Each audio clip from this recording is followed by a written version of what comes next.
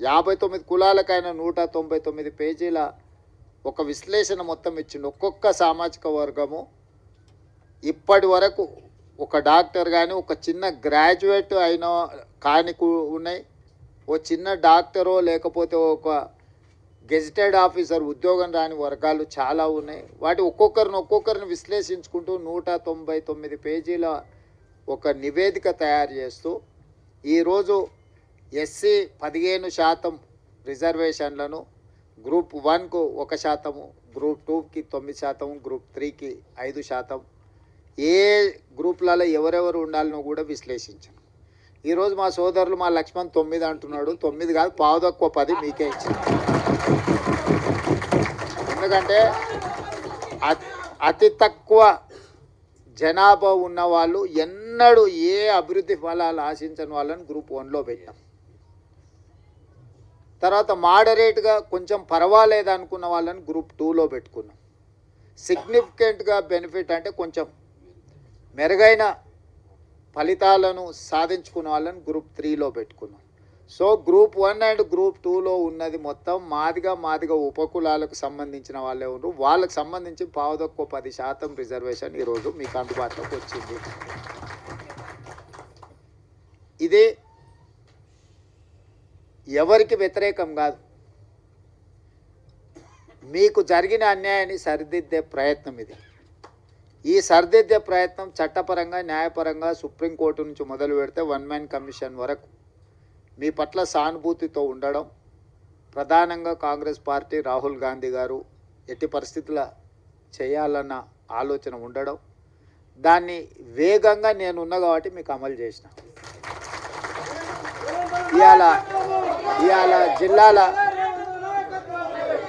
ఇవాళ జిల్లాలో మొదటి నుంచే నేను జడ్పీటీసీ కావచ్చు, ఎమ్మెల్సీ కావచ్చు, ఎమ్మెల్యే కావచ్చు, ఎంపీ కావచ్చు, ఇవాళ ముఖ్యమంత్రి కావచ్చు, ఏ స్థాయిలో నేను రాజకీయాలలో చిన్నది పెద్దది ఏ పదవైనా ఉండని మాదిగోళ్ళ పిల్లలు న్యాయంబడే తిరిగి ఎన్నికల ప్రచారం చేశాను. నేను ముందు నుంచి చెప్పిన, ఇప్పుడు కాదు, 2014లో తెలంగాణ రాష్ట్రం ఏర్పడ్డ తర్వాత అసెంబ్లీలో తీర్మానం పెట్టండి, ఈ ఎస్సీ వర్గీకరణకు తెలంగాణ కొత్తగా ఏర్పడ్డ తెలంగాణ రాష్ట్ర ప్రభుత్వం అనుకూలంగా ఉన్నది అని కేంద్ర ప్రభుత్వానికి తీర్మానం పంపించండి అని సావధాన తీర్మానాన్ని ప్రవేశపెడితే ఆనాటి ముఖ్యమంత్రి గారు నన్ను, మిత్రుడు సంపత్ కుమార్ని, సండ్ర వెంకటవీరయ్యని సభలో నుంచి బహిష్కరించిండు.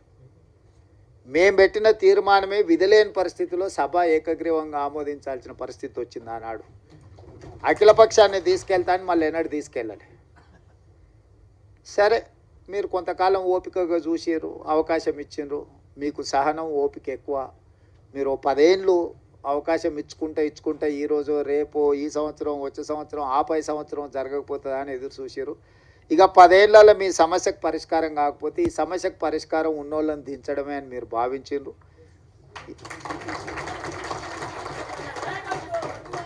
మీరు అవకాశం ఇస్తే మొదటి సంవత్సరంలోనే సుప్రీంకోర్టులో జడ్జిమెంట్ వచ్చిన, సుప్రీంకోర్టులో కేసులు సంవత్సరాల కొద్ది వాయిదా పడుతుంటే నేను అయిన తర్వాత దామన్నని పిలిచిన, మన ఎమ్మెల్యేలు అందరిని పిలిచిన. అక్కడ సుప్రీంకోర్టులో కేసు వాయిదాలు పడుకుంటూ పోతుంది, ఇంకా దీన్ని వాయిదాలు వేయడానికి వీలు లేదు.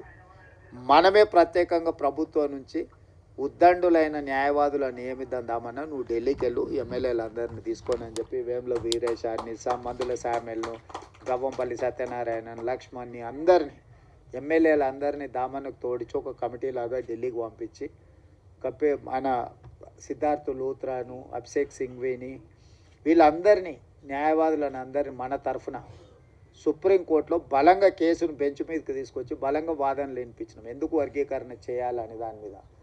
పంజాబ్ వర్సెస్ యూనియన్ ఆఫ్ ఇండియాలో ఉన్న కేసు చాలా ఏళ్ళ నుంచి పెండింగ్ ఉంది. దీంట్లో మీరు అందరు పిల్లలు చాలామంది చదువుకున్న వాళ్ళు ఉన్నారు.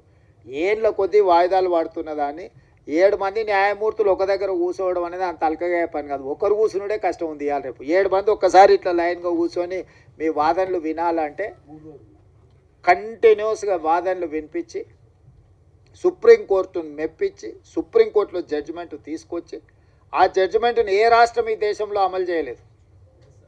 ఏ రాష్ట్రం, ఏ కేంద్ర ప్రభుత్వం. ఇవాళ మా సోదరుడు ఎక్కడైతే మద్దతు పలుతుండో, నాకు మంచి మిత్రుడు ఆయన, నాకేం విభేదాలు లేవు. నేను మళ్ళీ మీరు ఎవరైనా అనుకున్నారు, కృష్ణమాదిగతో నాకు పర్సనల్ రిలేషన్ చాలా గొప్పగా ఉంది. ఆయనతో నాకు ఏం చిన్న ఎంట్రకాంత కూడా మాకు భిన్నాభిప్రాయాలు. కాకపోతే నాకంటే ఆయన కిషన్ అన్నను మోడీని ఎక్కువ నమ్ముతుండు. కానీ వాళ్ళ ప్రభుత్వాలు ఉన్న దగ్గర కూడా ఎక్కడ అమలు చేయలే, ఎక్కడ కూడా ఏ రాష్ట్రంలో అన్న వాళ్ళ ప్రభుత్వం ఉన్న కాదు. ఇన్ని రాష్ట్రాలలో వాళ్ళ ప్రభుత్వం ఉంది, నన్ను చేసిరా. కానీ నేనేందంటే ఈ వర్గాలకు అన్యాయం జరిగింది, ఇక నేను ఉన్నప్పుడు కూడా న్యాయం చేయకపోతే వీళ్ళకి ఎవ్వరు న్యాయం చేయరని నేను బలంగా నమ్మిన. అందుకే ఇంకెవ్వరు ఏమన్నా అనుకొని ఎవరు ఏమన్నా తెచ్చుకొని ఈ జాతికి న్యాయం చేయాలనుకున్న పట్టుదలతోని దాన్ని పక్కడ్బందీగా అన్ని రకాలుగా చేసుకుంటూ వచ్చి నేను అసెంబ్లీలో బిల్లు చేసి, అంతకంటే ముందు ప్రొఫెసర్ కాసిము వాళ్ళు వచ్చి నాతో అడిగినారు. అంటే నేను చెప్పిన, మీకు బిల్లు కావాలన్నా ఆడాబిడి కావాలన్నా అని. మాకు బిల్లు కావాలి సార్ అన్న. బిల్లు కావాలంటే దీనికి ఒక ప్రాసెస్ ఉంటుంది. పిల్లగాడు ఎంత తెలుగుకల్లో చదువైనోడైనా వాడు సంవత్సరం చదివినాకనే పరీక్షలు పెడతాం కదా. దీనికి కూడా ఈ ప్రాసెస్ కూడా ఒక పద్ధతి ఉంటుంది. అసెంబ్లీ కానీ లేకపోతే క్యాబినెట్ కానీ కమిషన్ కానీ రిపోర్ట్ కానీ దాన్ని చట్టం రూపొందించాలి. చట్టంలో లొసుగులు ఉండొద్దు. మళ్ళీ దాన్ని చట్టం చేసినాక మళ్ళీ దాన్ని ఎవరో ఒకరు దాంట్లో ఏదో ఒకటి ఎతికి కోడిగుడ్డు మీద ఈకలు వీకినట్టు ఏదైనా చేస్తే అది మళ్ళీ మొదటికి వస్తే ఇంక మళ్ళీ ఎప్పటికీ ఇది అపరిష్కృతమైన శాశ్వత సమస్య ఉంటుందని చెప్పి దాన్ని పక్కడ్బందీ చేసి దాన్ని మొత్తం దామన్నను ముందలు పెట్టి వెనకంగా మేము అందరం ఉండి మిగతా వాళ్ళందరినీ సమన్వయం చేసుకుంటూ నేను సభలో కూడా అందరినీ కూడగట్టి ఎవ్వరు కూడా దీన్ని వ్యతిరేకించే సాహసం చేయలేదు. ఎవరిని కూడా వ్యతిరేకించనీయకుండా వ్యవహారం నడిపినాం. ఎందుకంటే దీన్ని అందరి ఆమోదంతో ముందుకు తీసుకెళ్తున్నాను ఒక అభిప్రాయం ఇవ్వడం ద్వారా మాదిగ ఉపకులాలు ఎవ్వరికి అన్యాయం చేస్తలేరు. వీళ్ళు వాళ్ళ న్యాయమైన హక్కు కోసమే వాళ్ళు ప్రయత్నం చేస్తున్నారు అనే ఒక విస్తృత అభిప్రాయాన్ని కల్పించడం కోసం ప్రభుత్వం పూర్తిగా ప్రయత్నం చేసింది. ఇవాళ దాన్ని సాధించుకున్నాం. నేను ఆయన అసెంబ్లీలో చెప్పిన, దీన్ని కొలిక్కి తెచ్చే వరకు ఏ నోటిఫికేషన్ ఇవ్వనండి. ఆయలటి నుంచి ఇవాళ వరకు ఒక్క నోటిఫికేషన్ కూడా ఇవ్వలే. ఎందుకంటే నాకు కూడా దీన్ని ఏదో ఒకటి తేల్చాలి. ఎన్నేళ్ళు 30 ఏళ్ళ నుంచి 35 ఏళ్ళ నుంచి ఇది సిక్కుముడై జటిలం అయిపోయి ఇది ఒక సమస్యగా తయారవుతుంది. దీనికి ఒక పరిష్కారం చూపిస్తే చరిత్రలో ఎప్పుడైనా చిన్న సాయం చేస్తేనే మీరు ఎక్కువ గుర్తుపెట్టుకుంటారు. పూట ఇంత అన్నం పెడితే కూడా 10 ఏళ్ళు 20 ఏళ్ళు ఈ జాతి నమ్మకంగా ఎంబడి నడుస్తుంది. ఓ పూట భోజనం పెడితే కూడా నమ్మకంగా నడుస్తారు. గ్రామాలలో మాకు తెలుసు. ఎందుకంటే పొలంకాడు మీకు మాకే కాదు ఉన్నది సంబంధం అంట. బాయికాడ ఏదైనా ఉన్నది మీకు మాకే సంబంధం కాబట్టి మీ గురించే నాకు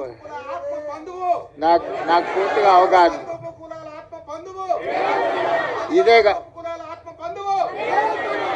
ఇదే కాకుండా నేను అయిన తర్వాత state election commissioner Ismail Pullaiah గారి కూతురు రాణి కుమిదిని మాదిగ ఆడబిడ్డని నేను వేసిన. 100 ఏళ్ళ హిస్టరీ ఉన్న ఉస్మానియా యూనివర్సిటీకి 100 ఏళ్ళ నుంచి ఏ దళితుడు కాలే. మొదటిసారి దళితుని, అది మాదిగలకు సంబంధించిన కుమార్ని ఇలా ఉస్మానియా యూనివర్సిటీ వైస్ ఛాన్సలర్ చేసిన. ఉస్మానియా యూనివర్సిటీ ఆర్ట్స్ కాలేజ్ ప్రిన్సిపల్గా ప్రొఫెసర్ కాసిమ్ని ఈరోజు మన ప్రభుత్వాన్ని నియమించింది.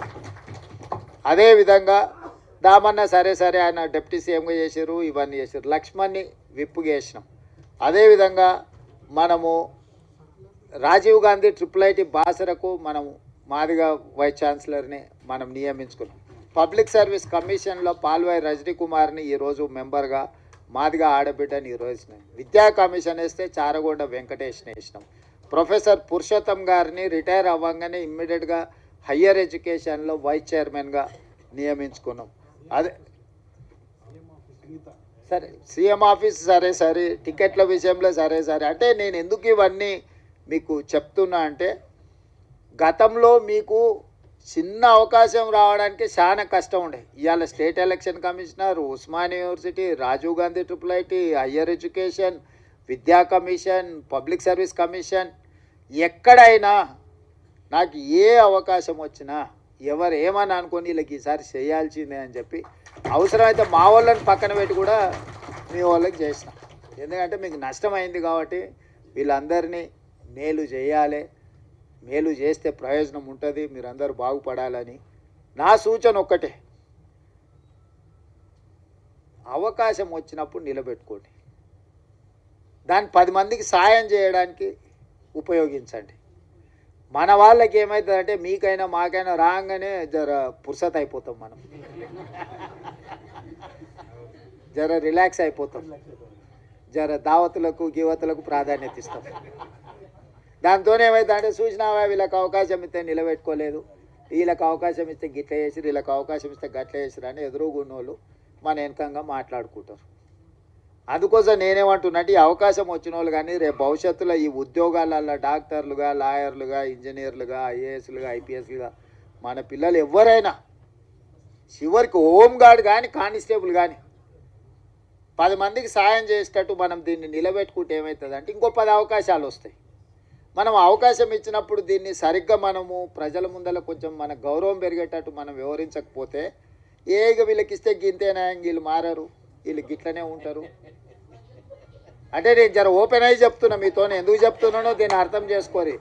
అంతా బాగుందని చెప్పి మీకు చేతులు కలిపి ఫోటో దిగి పంపొచ్చు, కానీ దానివల్ల పూర్తి స్థాయి ప్రయోజనం లేదు. మనకి ఏ అవకాశం వచ్చినా దాన్ని నిలబెట్టుకొని అరే వీళ్ళకి ఇస్తే సమర్థులే, బాగా చేస్తారు, 10 మందికి ఉపయోగపడతారు, జర పద్ధతి మీద ఉంటారని మనం నిరూపించుకుంటే ఏమవుతుందంటే ఇంకో 10 అవకాశాలు కొత్త వాళ్ళకి వస్తాయి. మనం దాన్ని ఆ అవకాశాన్ని మనం సరిగ్గా ఒడిసి పట్టుకోకపోతే ఏమవుతుందంటే ఎక్కడో ఒక దగ్గర వీళ్ళకి ఇస్తే గిట్టనే చేస్తారా అని మీకు మాకు ఆ చెడ్డ పేరు రావద్దు. అందుకోసమని ఇచ్చిన అవకాశాలు ఇచ్చిన వాళ్ళకే కాదు, రేపు వచ్చే అవకాశాలలో ఏ ఉద్యోగం వచ్చినా ఎవరన్నా మనోళ్ళు వస్తే కూసబెట్టి మర్యాద ఇచ్చి పని ఉంటే చేసి పెట్టురు, లేకపోతే వాళ్ళకు సలహా ఇయ్యరు. ఒకసారి వాళ్ళకి తెలియదు పాపం ఎక్కడి నుంచో కింద నుంచి కష్టపడి వస్తాడు.